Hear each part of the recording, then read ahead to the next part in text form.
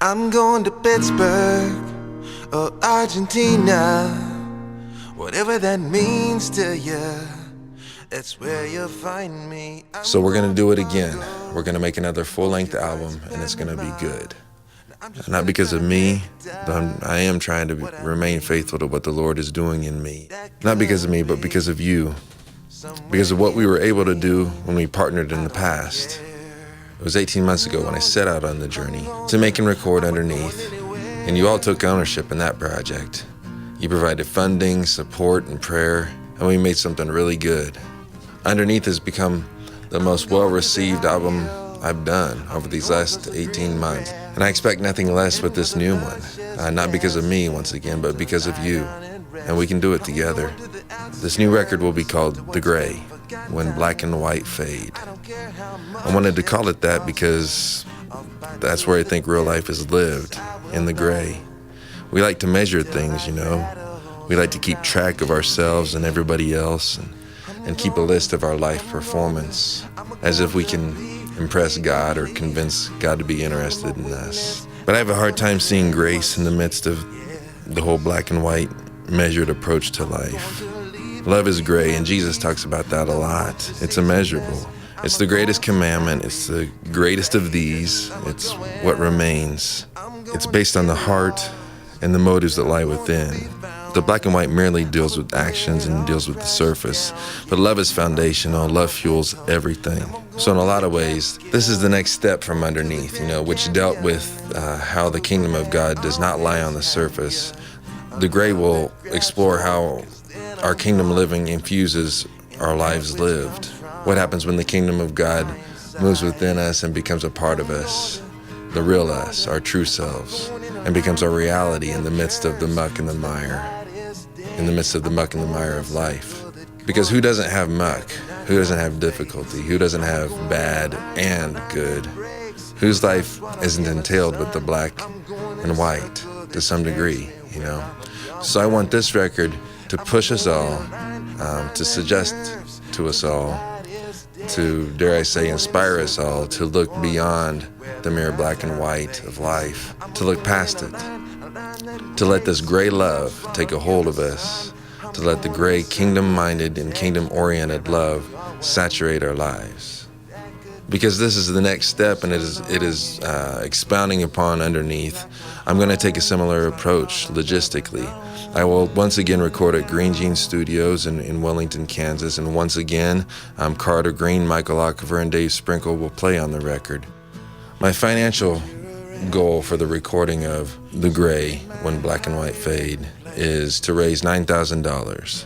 Based upon your involvement with the last album, I have no doubt we can meet that goal. And that's kind of the base amount of what is needed to make this happen.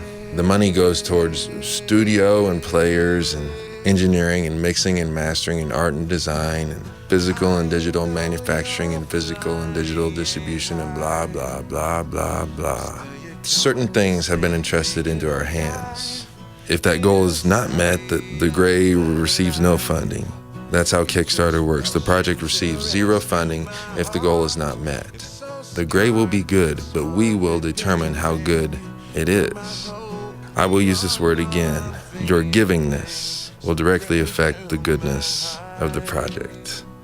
The funding that comes in and goes above and beyond the $9,000 will lead to more goodness. It will lead to the Gray really becoming, and it will be a higher quality of everything.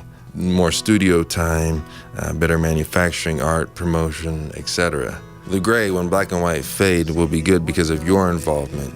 It will be really, really good because of your partnership. So over the past 18 months, since the last album came out, I've done what I do. I go and I do concerts, and I rub shoulders with people and try and present Jesus, try and expose people to the kingdom of God, trying to nurture the mature and wake up the apathetic. I've done 150 concerts since the last record, and I plan on doing the same and taking the Gray to wherever, to all places. This will be a raw-sounding recording. It's been my journey to try and get a more and more authentic representation of what's in me, and hopefully I'm going to get closer and closer to that. I have no doubt that will happen. This is the most creative situation I've ever been in here at Green Jeans, and I'm looking forward to seeing what will happen. Once again, I have to mention Rich Mullins. A lot of people know my story, but I have to touch on it a bit because it's a big part of how I've experienced the Lord's faithfulness. I'm doing this because of Rich Mullins' investment in me.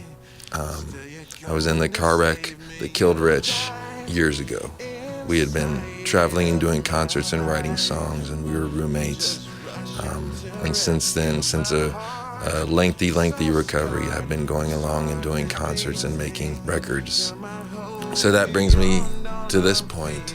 I'm recording The Gray When Black and White Fade, and I'm going to try and do my very, very best. And it's going to be a really creative, hopefully arty project that points people in the direction that they need to look, and points people towards a love that grabs a hold of them and that is beyond a lot of the things that we measure in life.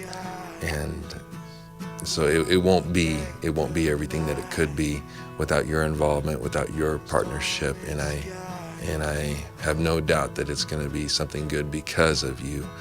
So thank you.